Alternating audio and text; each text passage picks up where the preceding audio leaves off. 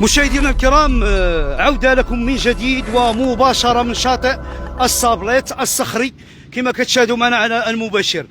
البحر يلفظ أحد الآليات كما كتشاهدوا معنا هنا بالصابليط، الآليات التي تستعمل لتنبيه علامات تنبيه للبواخر التي تكون قادمة من عدة الدول وترسو بميناء المحمدية. هذه العلامة هذه وهي آلة من الآليات اللي كتكون وسط المجال المياه ديال مدينة المحمدية، واللي كتكون فيها واحد الإشارة ديال اللازر أو واحد البولة كما كنسميوها، اللي كتعطي واحد الإشارة للعدد ديال البواخر اللي هي جاية من عدة دول من أجل الولوج إلى ميناء المحمدية للرصي كما تجاريا اللي كترسو في الميناء ديال المحمدية.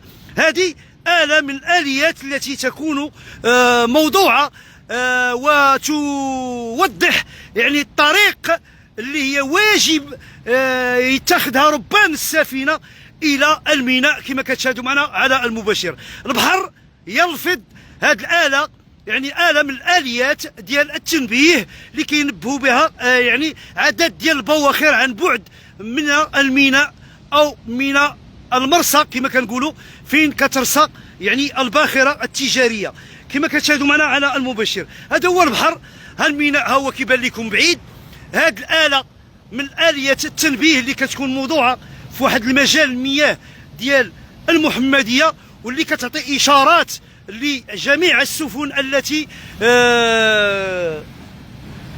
تقوم بنقل البضائع وترسو بميناء الدار البيضاء او مدينه المحمديه كما كتشاهدوا معنا في هذه اللحظه هذه. كما كتشاهدوا معنا بعد ما كنا كنقلوا الوضع ديال الامواج وديال البحر، فاثار انتباهنا الى هذه الاله من الاليات اللي كتستعمل وهي تابعه الميناء ديال المحمديه، اللي هي كتكون عن بعد مسافات من الميناء ديال المدينه المحمديه، واللي كتعطي اشارات ضوئيه او كنقولوا بديك الاشعه ديال اللازر اللي كتعطي علامات التنبيه من اجل السفن اللي هي غادا تدخل وتمر بعيده من هنايا وتدخل الميناء باش ترسو.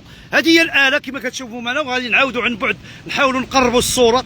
ها هي هذه الاله ديال التنبيه، كتنبه جميع الربانات ديال البواخر العملاقه اللي كتجي من عدد ديال الدول وكتجي باش تفرغ البضاعه ديالها هنا بميناء المحمديه كما كتشوفوا معنا. ها هي مع كثره الهيجان ومع العاصفه ومع الرياح القويه، راه ها هي خرجها البحر هنا الصخر كما كتشاهدوا معنا على المباشر في هذه اللحظه، اللي كنقولوا لكم على المباشر اشنو واقع في هذه البلاصه هذه بشاطئ الصابلات كما كتشاهدوا معنا على المباشر. هرب هرب هرب هرب، الموجه هرب هرب اصاحبي، الموجه جايه، هرب. اذا كما كتشاهدوا معنا على المباشر البحر هيج كثير الهيجان، علو الامواج ما بين 3 امتار او 3 ونص كما كتشاهدوا معنا على المباشر.